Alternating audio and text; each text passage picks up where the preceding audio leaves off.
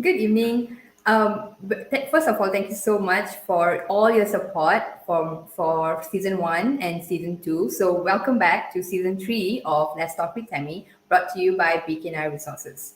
So, Beacon Resources is a consulting company that works with individuals, businesses, schools, and organizations. They have 10-year long track record in conducting seminars, workshops, and individual services on personal branding and appearance. So, for those of you who are tuning in for the first time, the show features interesting personalities from all walks of life, sharing profound insights into relevant topics. So, I'm your host, Tammy, and the basis of this show has always been about sharing my personal journey with you in learning anything that piques my curiosity. So, for today's episode, we're going to be talking about divorce. So, the objective of this episode is basically in the hopes that by the end of the show, we would have a more open conversation about divorce and probably help to destigmatize it a little bit. So, without further ado, let me introduce to you my guest for the evening, Ms Piya Balakrishan. Hi, Piya. Thank you so much for being on the show. Hi, Tammy. Thank you so much for having me. Right. So, for the benefit of the viewers, let me just introduce Pia to all of you. So, she is the founder of Pia Law Chambers, a law firm focusing primarily on family and matrimonial law disputes. And she has handled a wide array of and divorce at the High Court and Court of Appeal, including but not limited to child custody disputes, alimony and financial claims, property division, as well as cross country and extraterritorial child recovery and child adoption matters. So, before we go straight into the questions, I'd like to remind our viewers that this episode is currently live on Facebook and YouTube. And if you have any questions at all, feel free to comment in the comment section. I'll be sure to share those questions or comments on screen so Miss Pia can answer them. So, Pia, I think my first question would be why family law? Because I think a lot of people think, okay, when it comes to law, I mean, criminal law sounds cool. So that is, I mean, most of the time, celebrity lawyers are criminal lawyers, right? So why family law then? I think for me, the reason why I chose family law, I think would be based on, um, I think my passion in itself. So what I mean by that is, I think ever since I was young, I always found myself being very attuned to other people's emotions. So Okay. even when I was much younger, I used to gravitate towards conversations about human behavior and why somebody would do such a thing, and those things piqued my curiosity a lot ever since I was young. And I Mm-hmm. noticed that, and then I wanted to become a lawyer. And at that point of time, I knew that if I was going to practice law, I knew I wanted to do family law. It was something that I didn't even have to think about. And I think it's because Right. I wanted an area of law that I could relate to human beings, number one. And second is Mm-hmm. that I wanted an area of law that was very human centric. So it was Mm. either family law, criminal law is human centric as well. And then you've got Right. medical employment. So I would say these Mm. are the four things. But I think what pushed me to gravitate more towards family law would be my interest to understand relationship dynamics as well as children. So I think Mm. that growing up, I felt that I've always wanted to be the voice of children. And I felt that if I have an opportunity to be in a profession where I'm able to advocate for children somewhat or other, or have an influence in their lives, I felt that family law was the way to go. So hence why family law. Okay. All right. It's interesting that you brought up children because most of the time when we see family law, the first thing that we think of is divorce. So, what other aspects of family law are there apart from divorce?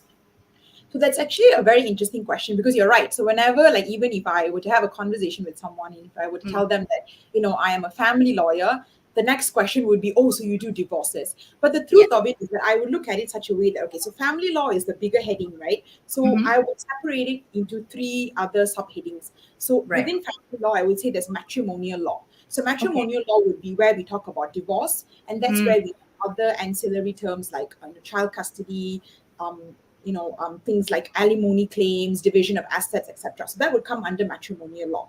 Right. And then you've also got cases under family law related to illegitimate children. So, for example, their parents are not married, but what are their rights? And Mm. what are their rights to maintenance? What are their rights in terms of custody, etc.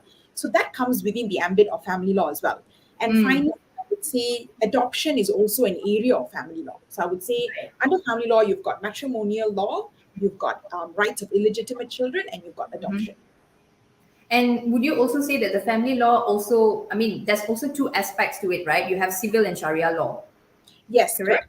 Correct. Okay. So our conversation today will be around civil law, correct? Yes, correct. You're Okay. right. All right. So then going back to the main topic of today, which is divorce, right? So I think that's a very big eye opener because I think even me, I know about family law involves divorce, family law involves adoption cases, but I wasn't aware about illegitimate children as well, that it goes under family law. So when it comes to divorce, I think I shared this statistic, I think, when I was sharing the poster that, there were 8,000 cases filed throughout March 2020 to August 2021. And I think the key word here is filed. 8,000 cases were filed. So that doesn't mean that all 8,000 cases or 8,000 requests for divorce were granted. So how easy it is to get a divorce in Malaysia? I think to answer the question, I think first is we kind of need to look at the process of it, right? Mm, So mm, when you correctly mentioned the word filed. So when we say that a divorce has been filed, it basically means that the husband and the wife have either party or together have filed a suit in the court. But correct. whether the divorce has been final is a second question. Mm, And another question is also whether in certain instances parties would have filed for divorce, but there's a cooling down period. So usually you will be granted a decree nisi. So that's the date of the pronouncement of the divorce. And for the mm-hmm, divorce to be absolute, there's a cooling down period of 3 months. So in some cases, there are parties who reconcile at that point of time, they would withdraw their divorce as well. So in those mm, instances, you would look at, the divorce has been filed, but whether the divorce has been final is a separate question. But to right. answer your question about how easy it is to get a divorce in Malaysia, that's actually a very difficult question. Reason being, I think it depends on three things. I Mm, think first you would look at the individuals concerned. So if right. you're talking about a husband and a wife who have accepted that their marriage has ended and Mm, they are agreeable to the terms, they are not, it's not contested, it's relatively simple in a sense that the procedure is quite simple and the cost is lower as well because you can just file for a joint petition and you should mm, be able to get it within 1 or 2 months. So in right. those instances, a divorce is relatively a straightforward process. But if you're talking about a case where either party, either the wife or the husband wants the divorce badly, but the other spouse, is not willing to, they don't want to let go yet, they're not ready. So you're looking at a case where it's highly contested, especially if there's children involved, there's lots of assets. In those instances, you're looking at 2 to 3 years, sometimes even more, because it becomes a heavily contested case and it goes for trial in court where you call Mm, witnesses, etc. So in those instances, it can go up to 5 years. So right. answer your question about how easy it is to get a divorce, I think it would depend. It's very subjective, and it would depend on the complexity of the case. Okay. So when you mentioned complexity, right? So of course you said that the how easy it is to be granted a divorce would depend on whether or not you have the consent of both the parties, and if not, you have like a whole tug of war happening there.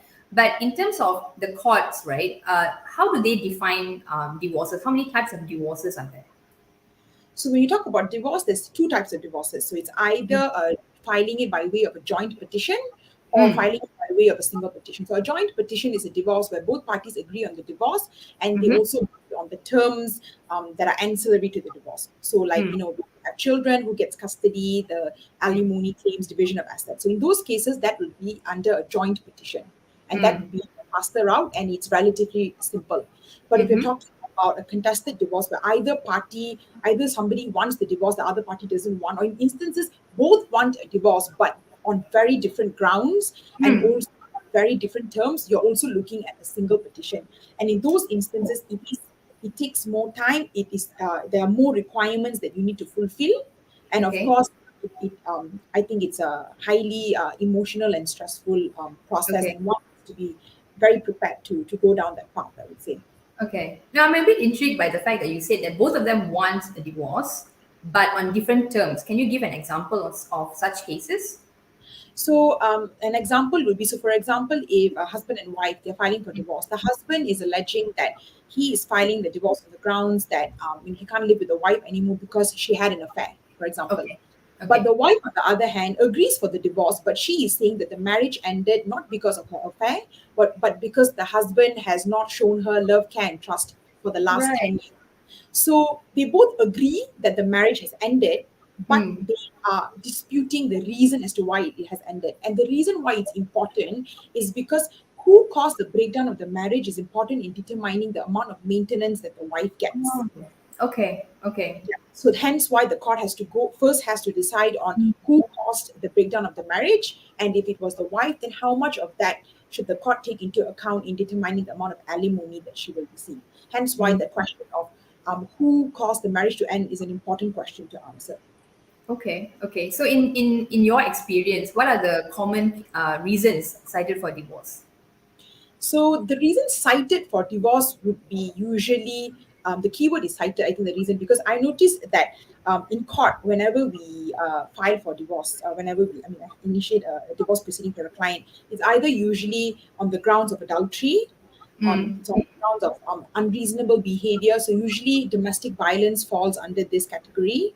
Um, okay. Lack of love, care, and trust by one spouse, interference of a family member or an external third party, and Mm-hmm. also other forms of abuse as well, such as psychological, mental, emotional, etc. So those Right. would be the main reasons that we would cite in a divorce petition. But it's quite interesting actually, because what I've noticed is that when I speak to the clients and when I do this, reverse engineering, when you actually sit down and ask yourself, and when you go through this entire process, you notice that the affair and all of that are usually symptoms of um, a broken marriage. I wouldn't Mm. say that those are actually the reasons for the marriage ending. I think the reasons for a marriage ending is deeper than that.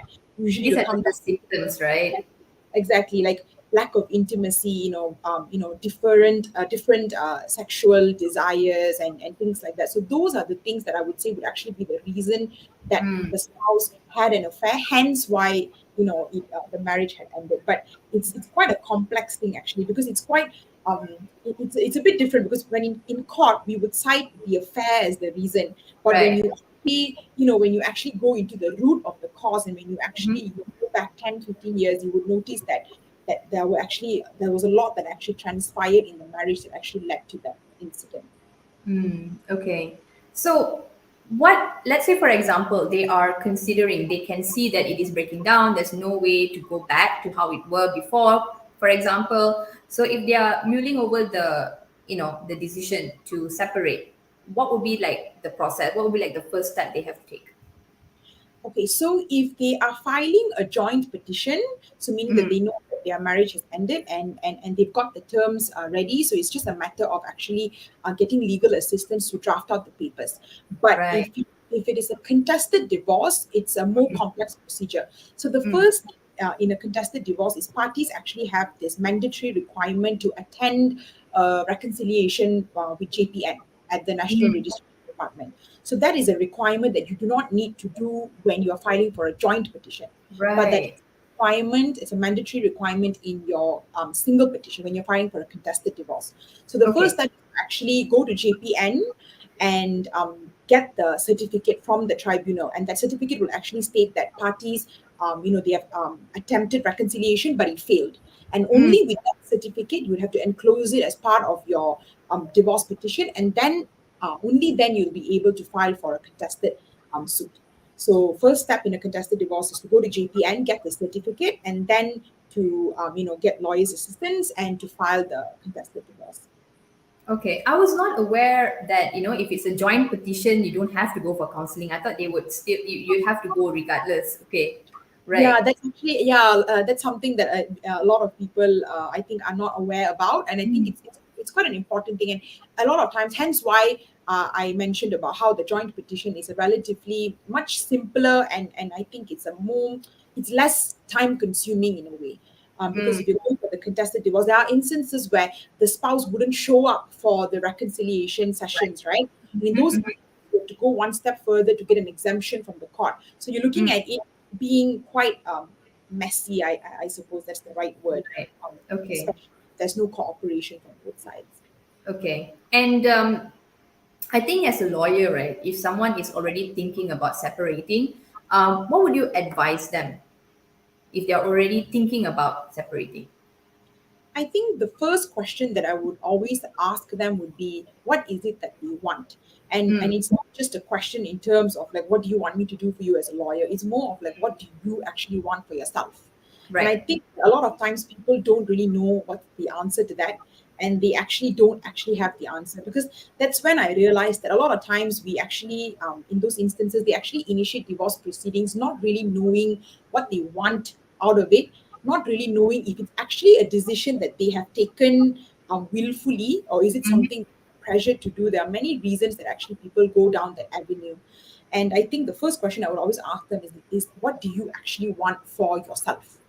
And second question is, have you exhausted every single option that you have? I think Mm, that's important.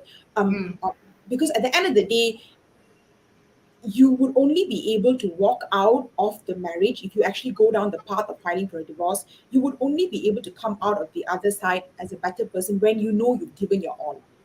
I mm, think, or else that would always haunt you. I believe so. I always think that it's not just important legally. You'd fight for the case, you get the house, you get the child, you get the mm, money. But if you come out of it and you still feel very heavy, I don't think that that's a successful divorce. I think a mm, successful divorce has to be measured in entirety. It's a huge thing. And at the end of the day, sometimes you may not get the house, you may not get the money, but you know that you got your child, and you know that you're moving to another country, you're having a fresh start. That's a yeah. win. So I think you decide your win. So I would always tell my clients to go in, ask yourself what is it that you want, and to actually be very clear about what you're actually looking, what you're actually seeking from the divorce. And it could be something that's entirely different, and people may not understand why you're doing it at times. But as long as you know why you're doing it, and Mhm, there's a legitimate reason behind it, I think that's the most important thing. And to see whether you have tried everything, whether you have actually exhausted all options, whether mm, you tried your best, given your all. I think those are also questions that I would actually ask them. And oftentimes, I believe that when they 90% of the time when you're in the lawyer's office, your marriage has, I would say, has almost ended. I think the period mm. where you were trying to fix it and trying to salvage the marriage would have been months or years ago. Right. I think you also need to address, because so far the questions have been around the context of like really really serious breakdown of marriage, where this is the right choice, or this is the next rational step to take. But we also need to talk about a little bit where there are impulsive decisions taken because out of probably they do not have the maturity to look at it head on, Right. regarding the conflict or the problem they have as an adult, and they're just trying to run away from the solution, or they try to avoid taking responsibility, so they feel like divorce is their way out. Have you seen cases like that? Yes, definitely. There's a lot like that, and you'd be surprised that after a couple of months into the proceedings, that's when they actually realize that, oh my God, I actually didn't know that it was going to be like this. I thought Right. that it was simpler, and sometimes they actually doubt their decision as well. Sometimes you Mm-hmm. do get cases where they actually withdraw their petition and they feel like, Mm, what, I think I acted, it was a rash decision. I didn't think carefully. It's quite rare though. The reason being, I think once you've initiated the suit, it's it's quite difficult to be on the same page unless your self-awareness level is so high that you're able to separate the marriage from parenting or from other external things. But right. often the procedure in itself may aggravate the situation. That's how I would put it. And on top Mm, of that, you've got legal representation. That I'm not sure if you watched the movie Marriage Story, the one with Scarlett Johansson. yes. So Mm-hmm. the movie explained it very clearly about how at times it's so important. I think even as a lawyer, it's so important to you're actually you're not just there for to give legal advice. You can actually make or break the family. And certain instances, I think it's so important to know that you're dealing with people's lives, and sometimes they lean on to you like they are not rational, so you're actually wearing the rational cap on their behalf. It's Right. important to aggravate or make the situation worse. In some instances, when the couple realizes that, what, I think we made a wrong choice, we want to get back together, there are instances that has happened, Mm-hmm. but I would say it's quite rare. Right. Okay. Because I think most of the time, a lot of times people shy away from divorce. So Yeah. I think when they have already started thinking about it, I guess it's already would be the right choice to take already at that point, and not just something they would explore as an option. Correct. And also I think, at this, I mean, at that point of time, I mean, I'm just trying to put myself in those individuals' shoes. When you bring up the word of divorce, you kind of Mm-hmm. break that foundation of trust in your relationship. It's very difficult to repair. I think like whenever trust has been broken in a relationship, it takes a lot of effort on both sides to try and fix it. So I think when somebody has already, initiated a proceeding or brought these things forward, I think it's very difficult to bypass through that unless a lot of work has been done. Some people are able to do it, but I honestly think that it takes a lot of effort, and it's not something that we should throw, it's not a word that you should use and just throw around loosely. It's still, marriage Yeah. is still very sacred, and it is something that, people should, marriage is definitely something that I believe in the institution of marriage as well. But I also think at the same time, it has to be, a divorce has to be handled very, very carefully, I guess. Right. It's interesting that you brought up that how we see or we view marriage as an sacred institution, because I think, regardless of what religion we follow in this country, generally Asian cultures do have a high regard towards the institution of marriage. So most of the time, divorce are discussed behind closed doors in a hush hush manner. So it is still a taboo. Like a lot of the times, there's also stigma surrounding divorce or divorcees. So when it comes to uh, really, really problematic situations where you are trapped in an abusive relationship, when there's domestic abuse, whether or not it's physical or emotional abuse, right? So how would you advise them so to realize that yes, it is sacred to an extent. When it comes to jeopardizing your mental or physical health, you need to do something about it. I think that this reminds me of a lot of times, individuals. We hear this a lot actually, especially the millennials. We get this a lot. Which those days, we would stay in the marriage for the sake of our children. I think Mm-hmm. that statement, like we'd stay in marriage for the sake of the children. I think that's something that definitely, I think those in our generation now we hear that a lot. But I think that what I think is not accurate about that, the logic behind that, is the fact that, while staying in a marriage for the sake of your children, while yes, doing that, you are providing some form of stability for your children. That's your intention. You're trying to provide them with a secure and stable environment.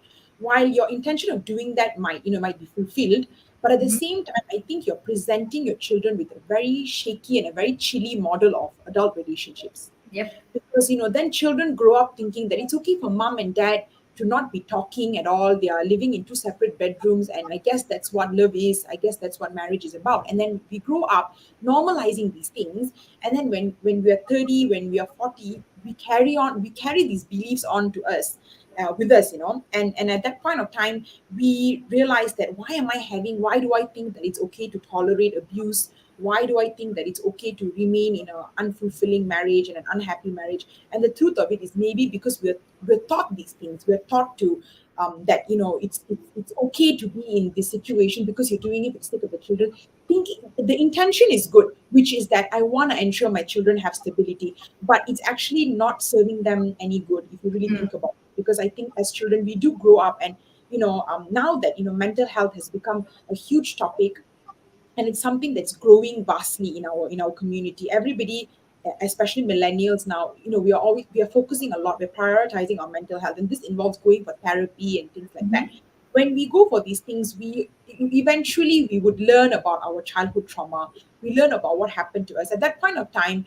Even though you were a child, you would still know about what made you the person you are today. And at that point of time, you're not going to thank your parents for it. You are going to look at it as like, oh no, like, I can't believe I learned about relationships from, because we learn about relationships from the first relationship we know, which is the Yep. relationship with parents. So they're Yeah. actually modeling to us a healthy or unhealthy relationship. And I think this comes down to, I was reading this book, it's called Attached, about how we, are individuals who we either have secure attachment, anxious, or avoidant. And that actually is a result of how we were taken care of by our caregivers. Right. So I think that logic about staying, the intention is a good intention, but I think that individuals need to sit down and ask themselves, am I really serving my children any good by doing that? And if you really sit down and ask yourself, the answer would actually be no. Okay. That was a really, really in depth and was actually pretty deep, because a lot of people don't think about it. They always think that as long as there's a father figure or a mother figure in the family and your work is done, not realizing that all the things that you do subconsciously, in terms of how you interact with your spouse that you're not in good terms with, your children are just observing everything, and Exactly. you can't expect them to just forget about it and go find love like there's nothing wrong in the world. And Exactly. I think the two things I would like to take from what you just said is stability. When you said, okay, I want my children to grow up in a stable environment, and sometimes stable environment is not just having, parent, like father and mother figure. It's also financial stability, because the moment you separate, you are definitely going to be at a lower financial standing, because there's no joint income anymore, there's so many things. So what would you advise them to, for those of them who are worried about that part? I think the law definitely protects individuals, vulnerable individuals in that situation. So we have got reliefs for spouse alimony. So you do have. So how the Right. law looks at it is that your spouse, I mean your husband in this case, or wife seeking for wife maintenance, your husband will have to maintain you as per how he has maintained you throughout the marriage. So meaning that if during the marriage he has given you a very lavish lifestyle, things like that, the law actually requires him to maintain that lifestyle. That's the law. Right. So in Mm-hmm. those instances, so for example, if it's an individual who, a woman, for example, who had to leave the marriage for it, for whatever reason it may be, she's no longer happy, she doesn't feel safe in the marriage, she has to leave the marriage. But if she's afraid that she will actually lose out financially, as long as she can actually prove to the court that she's been living at, she's accustomed to this lifestyle throughout the entire marriage, her husband actually has an obligation to maintain that. Of course, subject to proof and evidence and providing documentary evidence to court. But the law is as such. So you maintain your spouse as per how you have maintained them throughout the marriage, and it applies similarly for children as well. And in terms of children, they've actually reformed the law very recently. So a father actually has to pay for the child until the child actually completes tertiary education. Before this, it was only until they were 18. Now they have allowed till tertiary education. So there is definitely obligation on a parent, and similarly, there's also a corresponding duty on a mother as well. So if she's working and she's financially stable, she also has a corresponding duty to contribute to child maintenance. So I would say that, of course, I'm not going to deny the fact that it's not going to be as stable financially as how they were living together. But I would Right. say if both individuals are able to cooperate and if they have their child's best interest at heart, I don't see how that would actually jeopardize the child's life. I think that at that point of time, I would still say that it's important to look at it entirely. So financial is definitely an aspect, not to sweep that under the rug, but also to look at how it affects the child mentally, emotionally as well. Okay. And the second part was, how you were saying about millennials, and they're much more aware about mental health and things like that. And, considering how there are higher cases of divorce now, we are not talking about the reasons for divorce at the point, but of course, a lot of people obviously go into marriage wanting it to last, right? And there is not many, like, for example, for Sharia law, we do have pre-marriage counseling. And do we have those for non-Muslim couples at the moment? No, so we don't have. So you're talking about pre-marriage counseling. No, we do Yes. not have that as Yeah. as a requirement. We don't. And the thing is, I think that would really be helpful, because there is some studies that shows that millennials are much more open to actually go for courses for things such as relationships and marriage, how it would work. Because right now our policymakers are all boomers and Gen X, and they don't see marriage the way we do, where we can actually take tangible actions to make it work, to understand the logic behind it. Because for them it's just, oh, how are we going to explain romantic relationship, how are we going to explain how to make romantic relationships work. But actually millennials are much more open to that, and I think we really need to do something about a lot of these things, because a lot of times, not saying a lot of people going into the marriage blind, but it would really be helpful to know what would happen when you finally get married and go into a commitment, such as serious as a marriage, compared to just dating somebody for years. Yes, Two totally different game plan there. of So course. yeah. Yeah. No, I think I echo with what you said. I think it's important that we have these things, but I think what's good is that if you look at social media now, I noticed that there's a lot. We talk more about red flags, green flags of a relationship. So to be honest, I think if you look back 5 6 years ago, I never Yeah. saw those online. True. And now, people are spreading more awareness about these things, and people are understanding that, hey, wait a minute, there's, abuse is not just physical. There's Mm-hmm. emotional, there's mental, there's psychological, sexual. So I think the more we talk about these things, there's also actually a way that we're actually letting individuals know about, how a healthy relationship is supposed to be like, what a good marriage is supposed to be like. So I think we're definitely getting there. Definitely, the Yeah. millennials are definitely getting there. Yep, that is true. So speaking of, what we think about marriage, I'm just trying to stir the pot here. So there's also this patriarchal notion that basically blames women for the increasing divorce rates, because what they think is, now that women are much more financially independent, they can fend for themselves. So they kind of like not respecting the institution of marriage, so to speak, and they are very eager to leave the moment there is a problem. So, how would you explain the flaw in that logic? It's actually, that definitely is stirring the pot. Think that, to be honest, that's actually a very common, people are definitely, that's something that when we talk about divorce now, and then whenever they say that, oh, the wife initiated the divorce, oh, she's, of course, she's already earning, girls these days, that's a very common statement that you hear.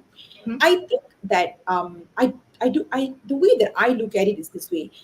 If somebody considers getting a divorce, a woman who is financially independent and she files for divorce, if somebody looks at that as disrespecting the institution of marriage, how is it staying in a marriage for the wrong reasons? I would like a young woman who is dependent on a husband, who is asked to stay in a marriage for the wrong reasons. I don't see how is that different. I think that is also disrespecting the institution of marriage. Because if you're Mm. talking about the sanctity of marriage, it being pure, it being sacred, you're talking about upholding it to a very high standard.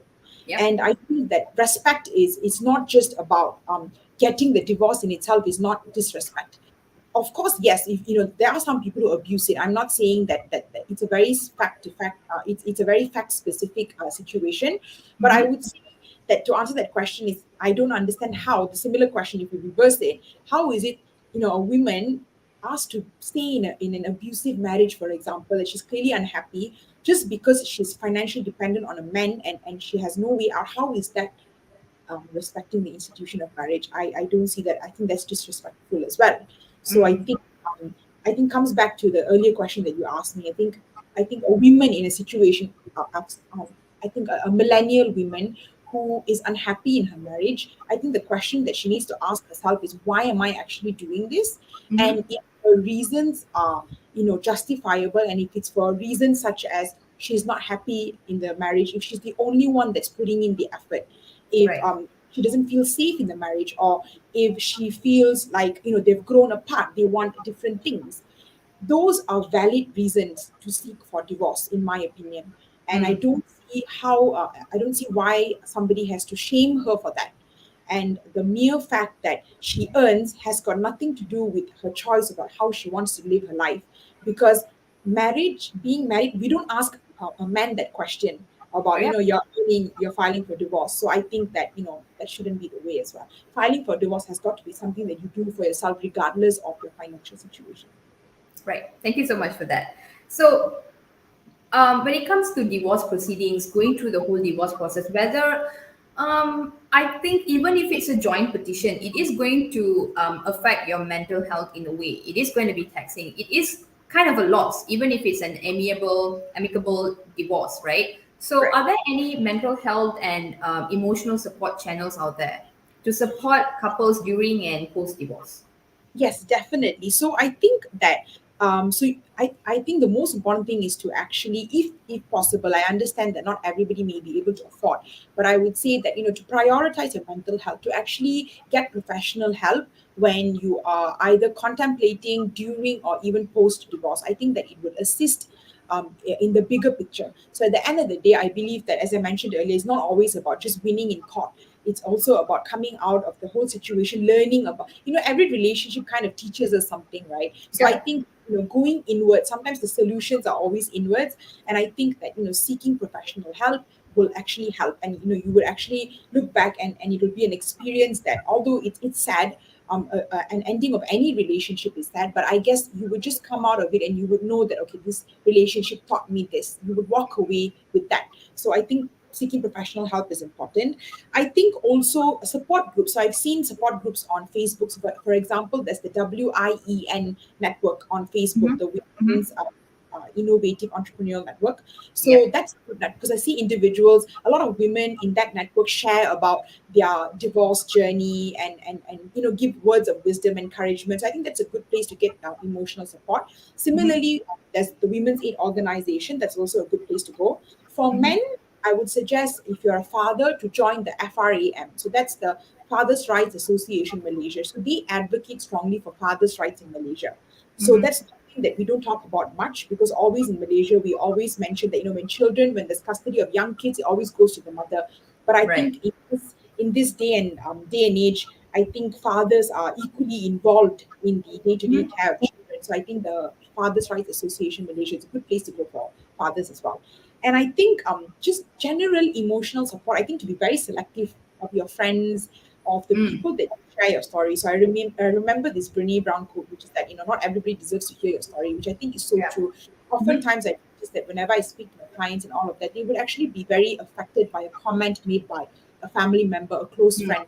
I think when you're going through a divorce, you're very, very vulnerable, and even the slightest remark can actually, hinder your growth, your healing journey. So I think you have to be very, very selective of the people that you allow in your circle at that point in time. So Mm. only see if that particular individual can be empathetic towards you, to not judge you, to not shame you, question you. I think at this point of time, all you need is support. So I Yeah. guess those would be the channels. But there's a lot of help out there, I would Mm. say.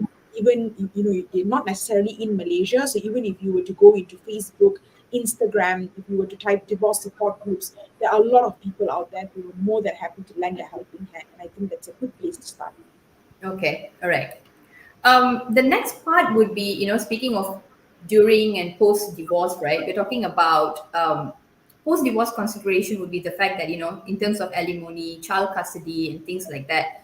So, how difficult can it get? Or what are usually the criteria in terms of, you mentioned a little bit earlier regarding, child support and how the spouse have to maintain the lifestyle pre divorce. But apart from that, anything else that we should be aware of? So I think when it comes to the custody of children, as I mentioned earlier, I think we are trying to push more towards joint custody. So at this stage in Malaysia, it's Mm-hmm. either the custody of the child goes to the mother or the father. We Right. actually are a bit backwards in that stage, I would say. So other countries have actually already moved towards joint custody, whereas in Malaysia, our legislation does not permit that. So Oh. I think that's something that we're actually trying to push more towards, because I think this comes down to the question earlier about how whenever we mention the word divorce, it always has a very negative. It's always viewed in a very negative light. But I think Yeah. that if we start seeing it as, okay, my spouse or I have failed as a husband or as a wife, but that does not necessarily mean that I should fail as a parent. I can actually Mhm. be a good parent still, because partnership and parenting are two separate things. So I think when we understand that, you're able to actually navigate the entire process very differently. So when it Mhm. comes to custody, I think that's one thing that a lot of individuals have to bear in mind. It's it's easier if both the husband and the wife are able to cooperate, to jointly look after the child, and to allow each party to spend equal amount of time with the children. Because Mm. when you actually give time, when you specify the number of hours, while yes, under the law we do that in our clauses and terms, but you're actually indirectly treating the child as possessions and not as Yeah. human beings, because you're Correct. allowing more time and less time, things like that. Mm. So I would Mhm. say when it comes to custody, that's important. When it comes Mhm. to alimony, that's also another thing. That's also one of the considerations under divorce. So you've got child alimony and spousal alimony. Mm. So husbands can seek for maintenance as well in situations where, if they can prove that they are incapacitated and they have lost their ability to look for a job. In those instances, they can seek for maintenance from the wife. Mhm. And Mhm. division of assets. So that would actually come under one of the terms under a divorce as well. So if you've got a matrimonial home, if you've got businesses together, if you have cars, if you've got joint accounts, so those things come under division of assets. So these are the three main things that you would also, that would be, so the divorce would be the main thing that you're asking for, but the ancillary terms would be custody, maintenance, and division of assets. Right. Okay. Going back to child custody, right? You see that, in Malaysia right now we only have like sole custody, right? It either goes to the mom or to the dad, or it has to go to the mom. Does it So the matter? presumption, there's a presumption that children below 7, the custody is to be given to the mother, but this presumption is rebuttable. So if you can prove that the mother is unfit and the child is better with the dad and the mother is incapable of looking after the child, if you can rebut that presumption, then yes, the father can have the sole custody of the child. But Mm, oftentimes, if the child is below 7, especially if they are infants, babies, newborn babies, 90% of the time the custody of the child will go to the mom. right. So, but we are definitely pushing towards joint custody. There's definitely a lot of changes. We see it in courts as well. We are definitely moving towards the direction. But I guess the final win would be to amend the wording in the act itself. So right now, what's happening is there will be on paper that there's a sole custody to either the dad or the mom, and then there's some sort of an agreement going on between the parents as to how they're going to manage their time with their children. Is it? Is that how it works right now? So the main clause would be that the custody of the child, custody and control of the child would be with the mother, and the Mm-hmm. father would have access as follows. So we would state birthday, Right. Chinese New Year, Deepavali, Thaipusam. So you can be as specific as you want in Mm, your access terms. But somebody gets okay. the custody while the other parent gets the access Right. And this would be up to a certain age, is it? up till 18. 18. Okay. So how would it look like if it were to be a joint custody? So if it were a joint custody, it would actually state something along the lines of the custody and control of the child will be given jointly to mom and dad, but the Mm-hmm. physical custody of the child will be with the mother from Monday to Wednesday, for example, and father will Okay. get the physical custody from Wednesday to Sunday, and then Mother's Day, Father's Day, and then we'll specify the terms as well. So Right, right, right, right. Okay, okay, right. And I have to share this quote a friend of mine said as we were talking about this when it comes to assets and money, right? So she said, and I quote, I wanted to fight for money, but I need money to fight for money, which I didn't have. So this is a contested divorce, right? So I think she basically didn't bother to fight for the separation of the assets because he was being very difficult and it was dragging the process. So I guess that is the reason why it was difficult. And obviously, if the case drags, there's going to be a lot more money involved in terms of the lawyer fees and all those things, right? correct. Yes, the contested divorce is generally quite expensive, I would say.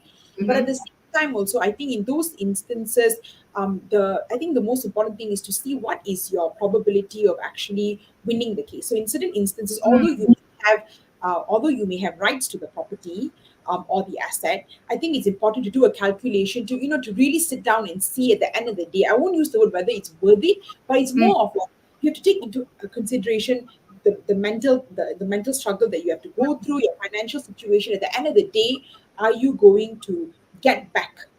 In other words, so I think that requires sitting down with yourself, being very brutally Right. honest, and I Mm. think the legal representation that you obtain also has to be very honest with you about the chances of obtaining how many percent the percentage that you are entitled to and things like that. But I do understand, unfortunately, that happens a lot. It's quite sad, actually. I see where the quote that you mentioned, but I think Mm-hmm. there are ways to go about it. As I mentioned, I think you decide the win in your divorce. So Right. although it may not, you may lose out financially, but if you ask yourself, the fact that, for example, if you are actually ending a marriage with a narcissist, for Mm. example, you know that at the end of the day, they're not going to let you go. Yeah. So they're not going to give you the money, they're not going to give you everything. But if you know that your ultimate, your winning card is actually exiting the marriage as soon as possible, you without anything, and that is actually your win. So I guess it's actually really rephrasing your idea behind the whole divorce, and actually trying to figure out what is my individual win. I think in those instances that may help them move Right. forward. That is very true. Because yeah, I think the moment it is a contested petition, you have to really be prepared about how nasty it can get, and that also depends on who's making it difficult. And yeah, I guess you define your wins, and if you think the best thing and the fastest thing to do is to leave the toxic relationship as soon as possible, and I think that's a win already. um, Correct, correct. so Absolutely, absolutely. And I think that's also, um, asking yourself. So, like for example, like before you file for a divorce petition, I think it's also important to ask yourself, what is my intention in filing for the divorce? Am I mm, doing it because I'm seeking revenge? I'm just feeling very bitter, and I just want to punish my spouse. Those reasons are very common, but those reasons are not going to serve you any good, because you're going to carry on, you're going to hold on to the anger, and those things are not going to help you. So I yeah, think you have to really ask yourself, why am I actually doing this? And those intentions would actually reflect in the way that you handle the divorce. So for example, if your intention is to punish your spouse, you're actually not interested to get custody of the child, but you're right, fighting for the custody solely to aggravate and torture yeah, yourself. That's going in for the wrong reasons. And at the end of the day, the victims are the children. And that's really sad. And I think that that's something that we have to really, that's what I strongly advocate for, which is to mm, not do that. The children are not supposed to be, the collateral damage there. exactly, collateral damage, exactly. Mm, So I okay. think that's something to be, that every individual seeking for divorce has to be very mindful about, why am I actually doing this? Mm, okay. Since we were talking a little bit about money, I had a question yesterday as I was sharing the story for this episode. So one of the question was, how much can divorce proceedings set a person back financially, and who should pay? Okay, so the when we talk about the cost of divorce proceedings, it's very subjective. It depends on the Mm-hmm. complexity of the case, and it depends, of course, on the legal the lawyer that you are actually going to. So it's a entire it's a scale, and I Mm-hmm. don't think I'll be able to give an exact figure. But to Right. answer the question about who would actually pay for the proceedings, this is Mm. something. So it's a joint petition. There are many scenarios. So I've had cases, joint petitions, where if it's the wife that's filing that initiated the petition, the husband then realized that I can't salvage the marriage anyways, but since she's the one who's gotten the lawyer and all of that, so she'd pay for the proceedings. So that's Right. one way. Certain Mm. instances, it's a 50-50 thing. So I've also got clients where they jointly pay for the proceedings. Some Mm. cases, you have the man who pays for the proceedings. But what usually happens if it's a contested divorce is you would have to pay for your individual legal fees. But if Mm-hmm. you win in court, if the court, in the Right. eyes of the court, it seems to be more favorable to you. For example, if it's more favorable to the husband, then the Mm-hmm. wife has to pay the husband's costs. So when the court is granting the divorce custody, there will also be a clause for cost. For Mm-hmm. example, the court may award a cost of 10,000 ringgit, and that money is technically to compensate for the proceedings and your legal fees. Although your legal fees may have gone more than that, but Mm. it's one of the ways that the courts would actually compensate for the numerous applications filed, the complexity, and all of that, and vice Right. versa. Similarly for a woman as well. So, for Mm-hmm. example, if the wife gets the custody, she gets alimony. Into the eyes of the court, it feels right that the husband has to pay her some form of cost, then the court can also award that. But if it's a joint petition, it's entirely up to parties to decide together Mm. as per the other terms that they have jointly agreed. Okay. Okay. And I think this is going back to contested petition as well. The second question is it necessary to assign fault to any particular party when initiating divorce? If it's a joint petition, no. As long as you mention in the petition that the marriage has ended and both parties agree for the marriage to be dissolved, that's sufficient. You don't have to go into the specifics as to who caused the marriage to end. You don't have to specify. But if it is a contested divorce, it's a single petition, yes, you must state the ground for divorce, which is that the marriage has irretrievably broken down. And then you would have to explain why the marriage has broken down. And that comes to either you are alleging adultery, Mm. unreasonable behavior, desertion, or separation. So, yes, contested divorce, you need to state the reasons. If it's a joint divorce, you don't have to. Right. Right. Okay. And then there's this question from Jane. Okay, I'm going to share the question on the screen. So, post divorce, what do you suggest the respective parties should or could do to help them leave this chapter behind? I think the most important thing, I think, as I mentioned earlier, I think is to throughout the proceedings, before you start the divorce, during the procedure, and even after, is to have at the back of your mind, what are you actually seeking from the divorce. And it can also mean things like things that you're seeking in court. So, for example, your child and a home, etc. But I think also your closure, in other words. And I believe that the closure actually does not come from your spouse. In other words, the closure is something that you seek from within. So Mhm. I think that what can help them leave that chapter behind is to actually sit down with your emotions, to actually really accept that your marriage has ended, and to really understand your part as well. Because I think that when we don't take responsibility for something, it's very easy for us when we blame somebody else for a particular circumstance in our life, we give them the power. Mm. So I think post divorce, how to leave the chapter behind is to reclaim your power. Okay. Thank you, Jane. Thank you, Pia, for that answer. Okay, I feel like there is some sort of a connection with these two questions. So the first question is there any alternative other than divorce? Okay. And the other question is, what are situations where you advise your client not to file for divorce? So I guess it's kind of like the same thing. Okay, Yeah. so what other alternatives other than divorce? So, I mean, legally speaking, the only other alternative, so for in instances where parties are not comfortable to file for divorce on the basis of, for example, due to their religion, a divorce is frowned upon, or they're not, it's not right within their religion to file for divorce. The other alternative is to file for a judicial separation. So this Okay. is something that the term, so basically parties are not legally divorced, but under the law they are allowed to live separately, and they are Okay. allowed to obtain the claims. So for example, custody, division of assets, alimony, but you're not divorced. So Mm. technically your status of marriage is still, you're still married to the other person, but you've gotten a court order that allows you to get reliefs from them, and to allow you to live separately and to kind of move on with your life. Of course, you're not allowed to marry another person, because in the Malaysian weddings have to be, marriages have to be registered, it has to be monogamous. So you're not allowed to remarry. But this is a Right. way, as if divorce is still a bit of a taboo in the culture, or if it's individuals who cannot bring themselves to take that the other option would be to file for judicial separation. Okay. Okay. And I have two really interesting questions. Okay, only do share if you can. What's the nastiest divorce case you have handled? Spill details, please. Oh, unfortunately, due to my ethical conducts, I don't think that I will be able to give specific details.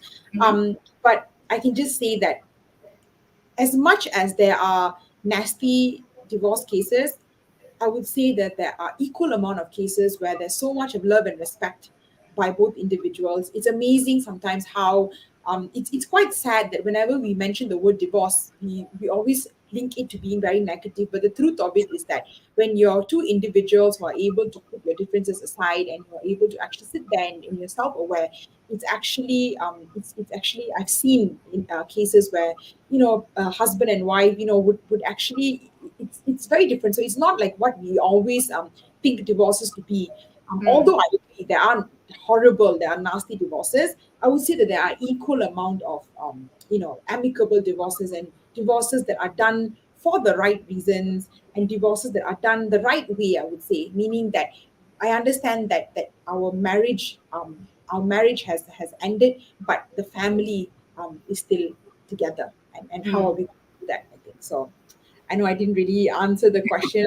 Unfortunately, I can't spill deeds, but I guess I can just put that statement there about how divorces don't necessarily have to be ugly. Right. Yeah, that's true. And the last question would be, what do you think about the Johnny Depp and Amber Heard trial? Oh, wow, that's actually a very, very interesting story. Very, very interesting question. I think, I think that is the trial is actually a very good uh, example about how nasty a divorce proceeding can get. To be honest, I've watched. I didn't follow through entirely, but I've watched snippets here and there, and it's actually quite. It happens in real life. Let's just put it that way. the allegations, and in the witness stand, when there's false accusations, it comes to a point where you don't really know who's actually speaking the truth, in other words. Yeah. But I guess what we can take away from the trial, like how I look at it, is that there are a lot more conversations now, I think, about male victims of domestic violence. I think that's people are speaking more about that, and I think also people are also talking, having more conversations about other forms of abuse. So it's not just physical. There's emotional. There's psychological. So I think that's my opinion about the trial, which is that there's always two sides of the story. I think in any divorce proceeding, there's always two sides. I'm not saying that somebody is always the villain, and the perpetrator, and the other person is always the victim. I think sometimes that can be the case, but Mm-hmm. in many cases, it's 50-50. I feel that as much as it takes 50-50 to make a marriage work, I think my opinion, it also takes 50-50 to make a marriage end. Yep, that's very true. Okay, I think before we end, I just have this one random question. So, what is the difference between this judicial separation, divorce, and annulment? Okay, so an annulment is basically for cases. So basically, the difference is the grounds that you would do it. So Mm, in many cases, for divorce, to file for a divorce in Malaysia, you must have been married for more than 2 years. So, right. yes. So, but for a judicial separation, you don't have to wait for the 2 years. So, in many cases, parties who cannot wait for the 2 years, but things have gone very sour, very bad. Another option that we would present them is to actually file for a judicial separation, Mm, and the reliefs are the same, but the only different thing is, as I mentioned earlier, you're technically still legally married to the person. mm, When we talk about annulment, annulment would be in cases where you are basically saying that the marriage is null and void. So this would be in cases where, for example, there has been a non-consummation of the marriage. During the time of marriage, the wife was actually pregnant with somebody else's child. Somebody didn't disclose that they have a form of mental illness. mhm, Also cases where you have I'm trying to think of any other reason. So somebody has some form of venereal disease. So mm, those are the instances where you can actually file for an annulment. But if you're looking at domestic violence, if you're looking at adultery and things like that, the marriage has gone on for a significant, a longer period of time, that those would come under those would be under divorce. So annulment would be for cases where you didn't really live together, and so many cases also parties would have registered their marriage, but they wouldn't have gone through their traditional, the mm. Hindu ceremony or the Chinese customary marriage. And in those instances, there would have not been non-consummation of the marriage was not consummated. Hence, you will file for an annulment, not for a Right. divorce. Right. Okay. Okay. Right. I think we've covered all the questions. Yeah, we've covered all the questions, and with that, I think we can wrap up. And I'm so glad that the conversation today was pretty much echoing this article that I was reading by a psychotherapist called Professor Constance Ahrens, and she said, and I quote, "A good divorce doesn't have to be an oxymoron." So I think that is basically what we were discussing about how divorce doesn't have to be ugly, and sometimes divorce is a good thing. And what we have done today is just to guide some of you who might be considering divorce, so on how to do this in a most how to say with, so that you leave the divorce with as little emotional damage as possible. Yes, I think that's the right way to do it, and also to know that just because you have actually, in a way, just because your marriage failed, it does not necessarily mean that you have to fail as a parent as well. Mm, So I think automatically we assume that the moment a child comes from a broken home, we use this term broken home. Immediately people think that, oh, it's bad. The child would have grown up without a father figure or a mother figure. But the truth of it is that it's because we have this very negative, world point about divorce. But if we mm, look at it, I guess the marriage ended, we're living in two different homes, but how can we come together and how can we give our child the same stability? And I right. think that definitely possible. Definitely possible. Right. Thank you so much, Pia, for spending an hour with us today. No problem. Thank you so much, Tammy, for having me. It was a very, very interesting conversation. Thank you so Thank you. much. Thank you so much. So, No problem. for the rest of you, if you wish to catch up on all the previous episodes, all the episodes are up on BKNIO Resources YouTube channel or on Spotify. So, thank you. Have a great long weekend and good night. Good night.